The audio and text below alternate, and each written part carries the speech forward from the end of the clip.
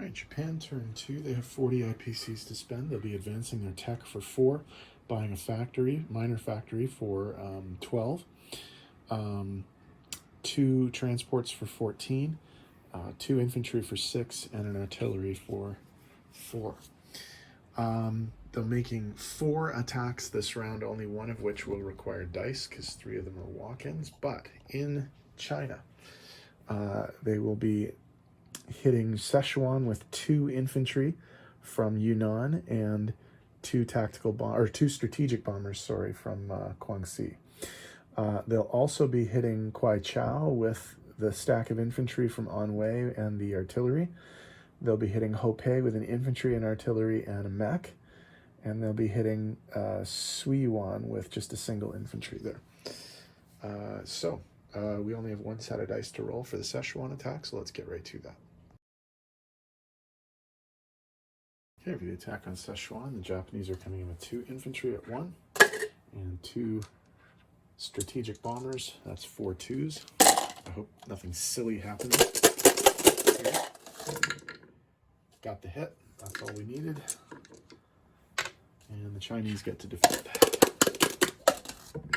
And they miss. So Japan takes the territory with no casualties.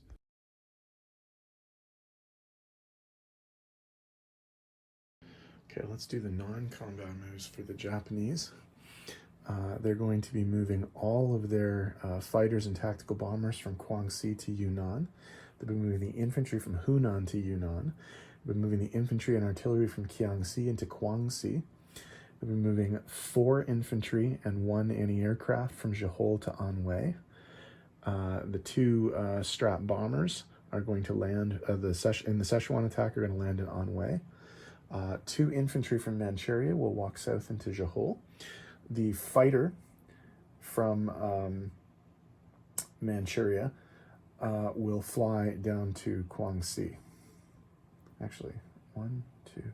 Sorry, no, it won't. It will fly and join the rest of the fighters and tech bombers in Yunnan. Okay. In the home islands, the 2 transports are going to get loaded up with 1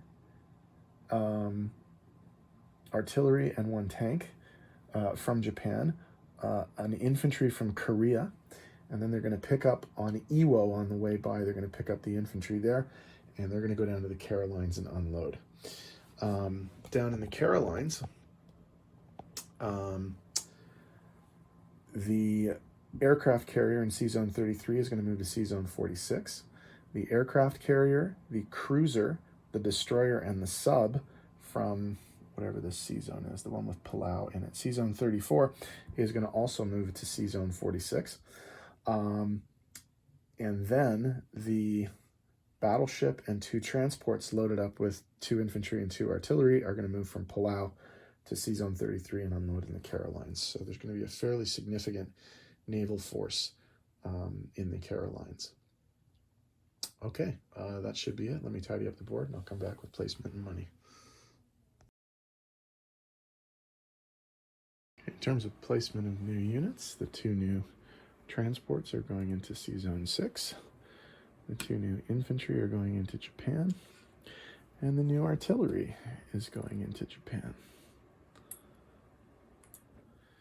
The new minor factory is going into Jiangsu. Okay, so in terms of money, they are going to pick up some gains in China. Sichuan is 2, Kwaichao is 2, Hopei is 1, Suiyuan is 1, so that's +6. So if we look at the income chart, they go from 30 to 36, and the Chinese go down from 8 to 2. China doesn't really have much territory left, do they? Well, of value, anyway. So, in terms of money, Japan is going to finish with 36 base IPC, plus a 10 IPC bonus for not being at war with the Allies yet.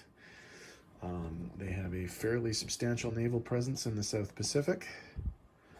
We'll see what they do with that. The spring is coiled for the Axis in the same way that the spring is coiled over in Germany. So we'll see what happens next. The Americans and the Chinese will be up next, so we'll see whether or not the Chinese fight back a little bit in the Chinese territories, and we'll see how much more the Americans do in terms of building up their forces.